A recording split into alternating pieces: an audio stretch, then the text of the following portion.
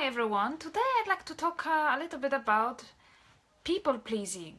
People pleasing and how this very often can stop us from putting ourselves out there in front of our audience. And just from my personal story, for quite a long time, almost 30 years pretty much, I really was a people pleaser. What means that I was putting so much value on what other people have to say about me. I remember times when I was working in my 9 to 5 job in my late 20s, and I had this whole obsession around personal style. I was shopping a lot, I was dressing to impress and to actually receive compliments. So whenever I actually received compliment, I was, oh yes, thank you so much, and felt better. But if I didn't, then I instantly felt, well, worse, something is not right. And that is just only one of the many examples, because I was really on the chase to find my own self-validation. And the only way I could know how to validate myself was by putting the value on what other people validate me as, or the way they validate me. So being kind, always kind, but more not from the point that I wanted to be, but rather because I was expected to be. Also basically being certain way, achieving qualifications. I had problem to say no and to refuse, so I was keep doing those courses. I was keep just literally hustling in the rat race, getting more certificates, more qualifications, and everything because I simply forget about myself and forget that yes, you can say no, So it was so much about really doing everything except doing things for myself and building my self-worth. Or you could say that this was the way I was building my self-worth. But why I'm bringing it is just because the chase for pleasing people and for chasing worth on the outside is not something that will ever give you worth on the inside. So ultimately, the only person you need to please is actually yourself. You need to literally feel yourself so much that only from that point of view you actually can give and give. Like you probably would have very often, you need to serve from the full cup.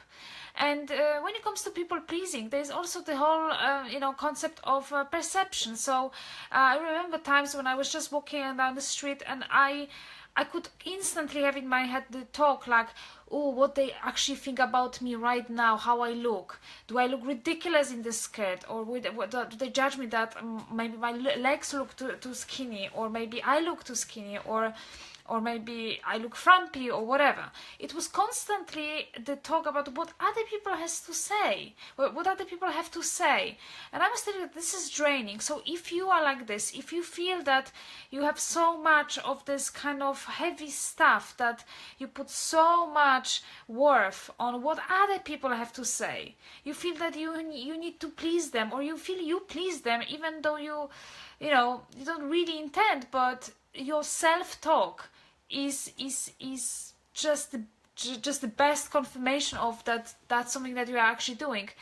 I want to encourage you to definitely change it and do it as soon as possible before it gets even worse, because the more you are in this state, the more difficult then to really change it, because you create this like habit, and it's like a very habitual thing. So what I did, what massively helped me in overcoming in general the journey, is definitely number one, mindfulness.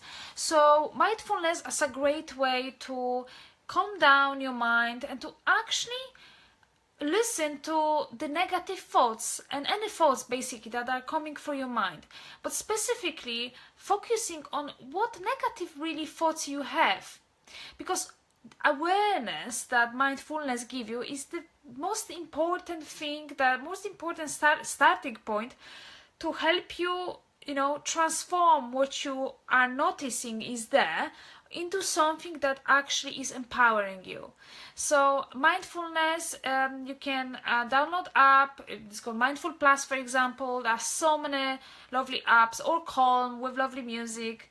It can be guided, it can be just normal. But I was using the Mindfulness Plus, which was really great because it take me through the stages of present moment awareness, or just breathing, and all sorts of different techniques. But my biggest takeaway from it was that I could actually stop for a moment, actually be aware of what is going through my mind, rather than just responding to what's happening. I could literally like, oh, hang on, that's not cool that I again think about this.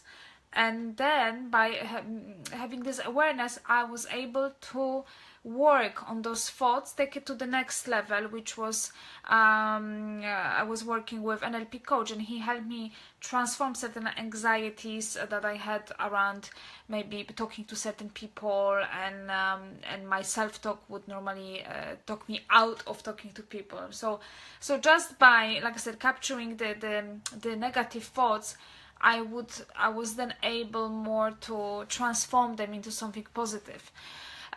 So that's very important. Another thing that helped me a lot in overcoming this kind of negative self-talk and, you know, the pleasing other people, definitely what is called one of the presuppositions in NLP, which is called the map is not a territory. It really helped me understand that, well, every single person has got different kind of point of view, different perception, different map of experience, and I am not able ever to control really their perception, because they have their own glasses, and when they put those glasses, the world they see through those glasses and the way they respond, everything is through those glasses. Okay? So I am not able to control their vision, which is purely, everything here is your experience, what you've been told, your conditioning, what your parents told you, how you have been living, your habits, everything. I'm not able to control it, so I'm not able to change the lens, so I'm not able to ever control what they say. And that gave me amazing understanding of, well, it's not possible to really like please everyone or rely on what other people have to say, because for one person what I say may be, you know, maybe amazing, and for what I wear it can be great, but for other person it's just nothing special. So if you think about this point of view, even personal style, at one point I realized that it is only in the eye of beholder. It is only here, and what I think is my perception. Okay? Because for two different people can have totally different outlook on who I am, what I said, how I look, what I wear. It is that individual. So this realization, if you are like me, so if this makes sense, you are more likely to believe in this. That's something that helped me. And let me think, what was another thing? I think, you know, the simple self-kindness was really massive, because instead of, you know, criticizing myself for, oh my god, you know, you didn't do as well, or you just didn't put extra effort, and now, you know, you don't look as nice as you wanted, or I don't know, but it was constant critic rather than cheerleader. So go from own critic to own cheerleader. And you do it by practicing kindness, self-kindness, and kindness is also a part of mindfulness practice. So I think I would definitely recommend you to get this up, crack on with practicing mindfulness. Even do it for 1 week, and you will already see how much shift you will gain, how much more awareness, and also the positive vibe, that you will start to really be more kind and loving toward yourself.